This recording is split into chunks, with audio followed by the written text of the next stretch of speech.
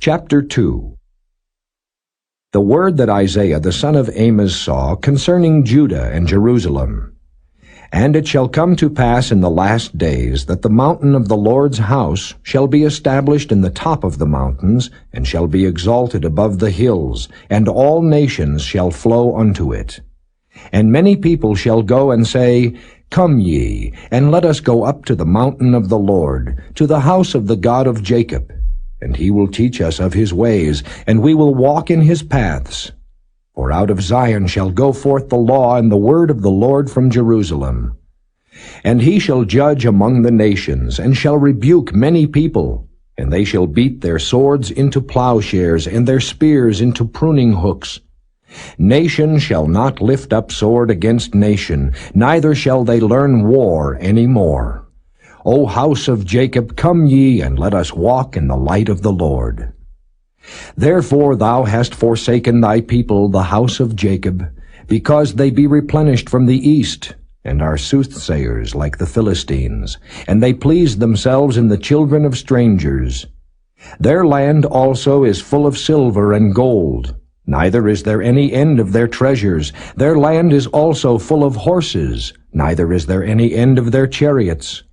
Their land also is full of idols. They worship the work of their own hands, that which their own fingers have made. And the mean man boweth down, and the great man humbleth himself. Therefore forgive them not. Enter into the rock, and hide thee in the dust, for fear of the Lord, and for the glory of his majesty.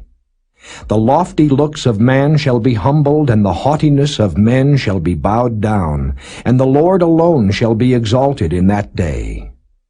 For the day of the Lord of hosts shall be upon every one that is proud and lofty, and upon every one that is lifted up, and he shall be brought low. And upon all the cedars of Lebanon that are high and lifted up, and upon all the oaks of Bashan, and upon all the high mountains, and upon all the hills that are lifted up, and upon every high tower, and upon every fenced wall, and upon all the ships of Tarshish, and upon all pleasant pictures. And the loftiness of man shall be bowed down, and the haughtiness of men shall be made low, and the Lord alone shall be exalted in that day. And the idols he shall utterly abolish. And they shall go into the holes of the rocks, and into the caves of the earth, for fear of the Lord, and for the glory of his majesty, when he ariseth to shake terribly the earth.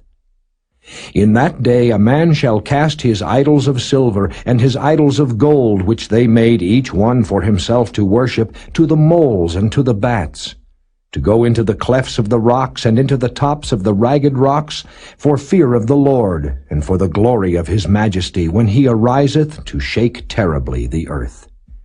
Cease ye from man, whose breath is in his nostrils, for wherein is he to be accounted of?